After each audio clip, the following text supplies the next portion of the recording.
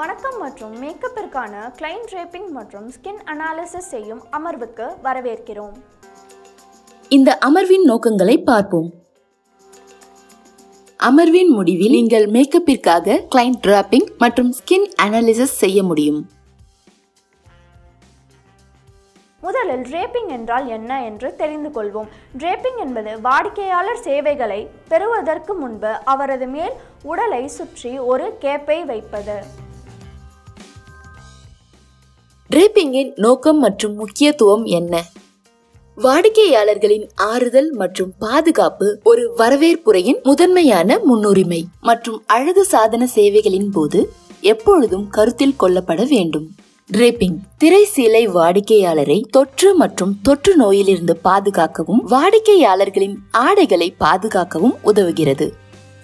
அழகு சாதன சேவைகளின் போது வாடிக்கையாளரின் ஆறுதல் மற்றும் பாதுகாப்பு எப்பொழுதும் கருத்தில் கொள்ளப்பட வேண்டும். உச்சந்தலையில் உள்ள பாக்டீரியா தொற்றுக்கள் தண்ணீருடன் கலந்தால் வாடிக்கையாளரின் கழுத்து மற்றும் தோள்களில் சரியான டிரேப்பிங் இல்லாமல் ஓடலாம். டிரேப்பிங் சலூன் ரசாயனங்களால் ஏற்படும் தீக்காயங்கள் மற்றும் எரிச்சல்களில் இருந்து மேல் உடல் தோலை பாதுகாக்கின்றன. அது ஷாம்புகள் அல்லது ப்ளீச் போன்றவையாக இருந்தாலும் எதிர்பாராத ஒவ்வாமை எதிர் விளைவுகளை தடுக்கிறது. டிரேப்பிங் முடி மற்றும் ரசாயனங்களை ஆடைகளில் இருந்து விலக்கி வைக்கின்றன. ப்ளீச் அல்லது நிரந்தர முடி நிறத்தின் ஒரு புள்ளி விலையுயர்ந்த ஆடையை மாற்ற முடியாமல் அழித்துவிடும். முடி தோலில் சிக்கும் போது அரிப்பு மற்றும் வாடிக்கையாளருக்கு சங்கடமாக இருக்கும். முறையான டிரேப்பிங் மூலம் இதை தடுக்கலாம். தொற்றில் இருந்து வாடிக்கையாளரை பாதுகாக்க இந்த டிரேப்பிங் உதவுகிறது என்பதை நாங்கள் அறிந்திருக்கிறோம். தொற்றுநோய் மற்றும் வாடிக்கையாளரின் ஆடைகளை பாதுகாக்கவும் ஒரு வாடிக்கையாளரின் தோள்களில் ஒரு கேப்பை வரைவது அல்லது வைப்பது அவர்களின் ஆடைகளை அகற்றுவதற்கான ஒரு வழியாகும். இது ஒரு தவிர்க்க முடியாத சுகாதார நடவடிக்கையாகும். இது தோன்றுவதை விட அதிக நன்மை பயக்கும். எந்த ஒரு சேவைக்கும் கிளையண்டை பெறுவதற்கு முன் பின்வரும் வழிமுறைகள் முக்கியம். சேவைக்கான பொருள் மற்றும் பொருட்களை தயாரிக்கவும். கைகளை சுத்தப்படுத்தவும். கழுத்து மற்றும் சிகை அலங்கார பொருட்களை தனியாக எடுத்து வைக்கும்படி வாடிக்கையாளரிடம் கூறுங்கள். வாடிக்கையாளரின் தலைமுடியிலிருந்து பொருட்களை அகற்றவும். கிளையண்டின் காலரை உள்ளே திருப்பவும். இப்போது பொருத்தமான டிரேப்பிங் முறையை தொடரவும். 3 வகையான டிரேப்பிங் முறைகள் உள்ளன. உலர் டிரேப்பிங் இலகுரக நைலான் அல்லது பாலிஸ்டரால் செய்யப்பட்டவை மற்றும் விரைவான ஸ்ப்ரெட்ஸ்க்கு அப்பால் ரசாயனங்கள் அல்லது தண்ணீர் தேவைப்படாத சேவைகளுக்கு பயன்படுத்தப்படுகின்றன. ஈரமான டிரேப்பிங் நீர்ப்புகா மற்றும் ஷாம்புகளுக்கு பயன்படுத்தப்படுகின்றன. ஷாம்பு டிரேப்பிங் ஈரமான டிரேப்பிங் ஷாம்பு ஸ்டைலிங் முடிவெட்டும் சேவைக்கு பயன்படுத்தப்படுகிறது. ரசாயன டிரேப்பிங் ப்ளீச் மற்றும் கலரிங் ஏஜென்ட்கள் போன்ற அபாயகரமான பொருட்களுக்கு எதிர்ப்பு திறன் கொண்டவை. கூடுதல் கவரேஜுக்கான சராசரி கேப்புகளை விட அவை பொதுவாக நீளமாகவும் அகலமாகவும் இருக்கும். ஈரமான மற்றும் ரசாயன டிரேப்பிங் பரந்த அளவிலான சிறப்பாக சிகிச்சை அளிக்கப்பட்ட துணிகளால் வருகின்றன. ஒரு துண்டு அல்லது கலைந்துவிடும் கழுத்து துண்டு தோலில் இருந்து துணி வைக்க கேப்பின் காலர் கீழ் பயன்படுத்தப்படுகிறது. தோல் பகுத்தாய்வு. தோலை பகுத்தாய்வு செய்வது குழப்பமானது மற்றும் நிபுணர்களால் செய்யப்படுகிறது.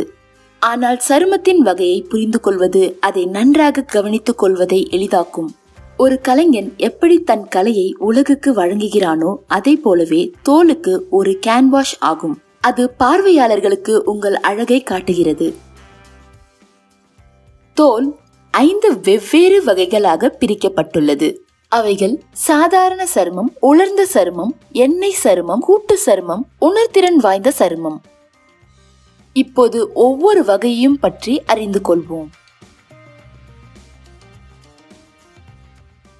சாதாரண தோல் யுடெர்மிக் என்று அழைக்கப்படுகிறது. இதன் பொருள் இது நன்கு சமநிலையில் உள்ளது. இது மிகவும் எண்ணெய் அல்லது மிகவும் உலர்ந்ததாக இல்லை. சாதாரண தோல் சமச்சீர் pH அளவுகள் மற்றும் சரும உற்பத்தியை கொண்டிருக்கும். சாதாரண தோல் மென்மையாகவும் சீராகவும் கரை இல்லாததாகவும் முந்தைய நிலைக்கு திரும்புவதற்கு போதுமான நெகிழ்ச்சித்தன்மையை கொண்டுள்ளது. இந்த வகையான சருமத்திற்கு வயது சுருக்கங்கள் மட்டுமே தோன்றும். சாதாரண தோல் வகைக்கான ஒப்பனை குறிப்புகள். உங்கள் ஒப்பனைக்கு மென்மையான தளத்தை உருவாக்க மற்றும் அதன் அணியும் நேரத்தை நீட்டிக்க ஒரு பிரைமரை பயன்படுத்தவும். வறண்ட சருமம் இயற்கை எண்ணெய் குறைபாடுகள், தோற்றம் ஆகியவற்றுடன் லேசாக உணர்கிறது. செதில்களாக தோலில் கரைகள் மற்றும் சிறிய துளைகள் உள்ளன.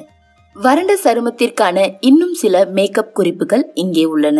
வறட்சியை எதிர்த்து போராட நீரோட்டம் மற்றும் ஈரப்பதமூட்டும் தயாரிப்புகளுக்கு முன்னுரிமை கொடுங்கள். சருமத்தில் மென்மையாக இருக்கும் ஹைட்ரேட்டிங் கிளென்சரை பயன்படுத்தவும். ஈரப்பதத்தை அதிகரிக்க நீரோட்டம் செய்யும் சீரம் அல்லது முக எண்ணெயை பயன்படுத்தவும்.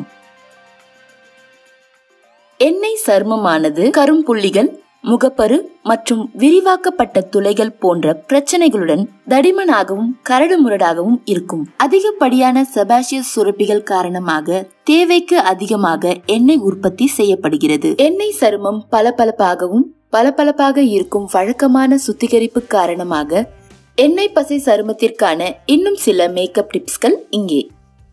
தோலை அகற்றுவதை தவிர்க்க மென்மையான உலர்த்தாத சுத்தப்படுத்தியை பயன்படுத்தவும். எண்ணெய் சேராமல் சருமத்தை நீரோட்டமாக வைத்திருக்க இலகுரக எண்ணெய் இல்லாத மாய்ஸ்சரைசரை பயன்படுத்தவும். அதிகப்படியான எண்ணெயை கட்டுப்படுத்த எண்ணெய் இல்லாத மற்றும் மந்தமான தயாரிப்பை பயன்படுத்தவும். தோலின் கூட்டு வகையானது டி வடிவ மண்டலத்தை நெற்றி, மூக்கு மற்றும் கன்னம் கொண்டுள்ளது. இது ஒப்பிடுகையில் எண்ணெய் மற்றும் உலர்ந்த கன்னங்களை கொண்டுள்ளது. வெவ்வேறு எண்ணெய் நிலைகளை சமாளிக்க சருமத்தை அதிகமாக உலர்த்தாமல் அதிகப்படியான எண்ணெய் அகற்றும் சூத்திரங்கள் தேவை. கலவைக்கான சருமத்தின் இன்னும் சில ஒப்பனை குறிப்புகள் இங்கே. லேசான கிரீம் அல்லது ஜெல் கிளென்சரை பயன்படுத்துங்கள். இது சருமத்தை சுத்தப்படுத்துகிறது, அசுத்தங்களை நீக்குகிறது, ஹைட்ரேட் செய்கிறது மற்றும் சருமத்தை அமைதிப்படுத்துகிறது.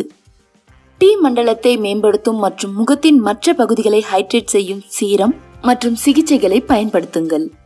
நாடு முழுவதும் எண்ணெயை கட்டுப்படுத்த டி மண்டலத்தில் மெட்டிஃபையிங் பிரைமரை பயன்படுத்தவும். கலக்கக்கூடிய மற்றும் கட்டமைக்கக்கூடிய நடுத்தர கவரேஜ் அடித்தளத்தை தேர்வு செய்யவும்.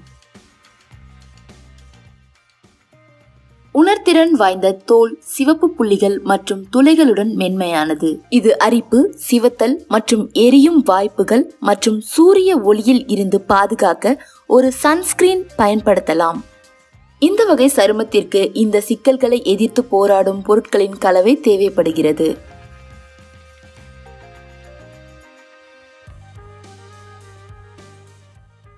இது சவர்க்காரம், நீர், அழகு சாதன பொருட்கள் மற்றும் வெப்பநிலையில் ஏற்படும் மாற்றங்களுக்கு கூட ஒவ்வாமை. உணர்திறன் வாய்ந்த தோல் வகைகளுக்கான இன்னும் சில ஒப்பனை குறிப்புகள் இங்கே. எரிச்சல் அல்லது ஒவ்வாமை எதிர் விளைவுகளை தவிர்க்க துத்தநாக ஆக்சைடு அல்லது டைட்டானியம் டை ஆக்சைடு கொண்ட கனிம அடிப்படையிலான அல்லது உடல் சன்ஸ்கிரீனை பயன்படுத்தவும்.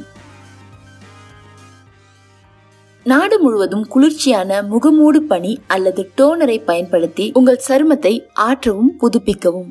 உரிதல், மணிகள் மற்றும் ஸ்கிராப்கள் உணர்திறன் வாய்ந்த சருமத்தை எரிச்சலூட்டும். எனவே அவற்றை பயன்படுத்துவதை தவிர்க்கவும். மறுபரிசீலனை செய்ய நாங்கள் கற்றுக்கொண்டோம்.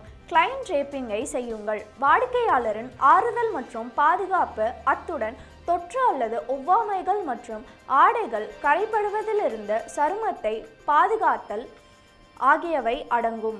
வாடிக்கையாளரை வரைவதற்கு முன் வழிமுறைகள். 3 வகையான திரைச்சீலைகள். அவை உலர் திரைச்சீலைகள், ஈரமான திரைச்சீலைகள், ரசாயன திரைச்சீலைகள். ஒப்பனைக்கு தோல் பகுப்பாய்வு செய்யுங்கள். தோல் 5 வகைகளாக பிரிக்கப்பட்டுள்ளது. சாதாரண தோல், உலர் தோல், எண்ணெய் சருமம், கூட்டுத்தோல், உணர்திறன் தோல். இந்த வகுப்பில் கற்றுக்கொண்ட கருத்துக்கள் வரும் அமர்வுகளில் உங்கள் புரிதலுக்கு அடிப்படையாக செயல்படும். நீங்கள் அனைத்து கருத்துக்களையும் புரிந்து கொண்டீர்கள் என்று நம்புகிறேன்.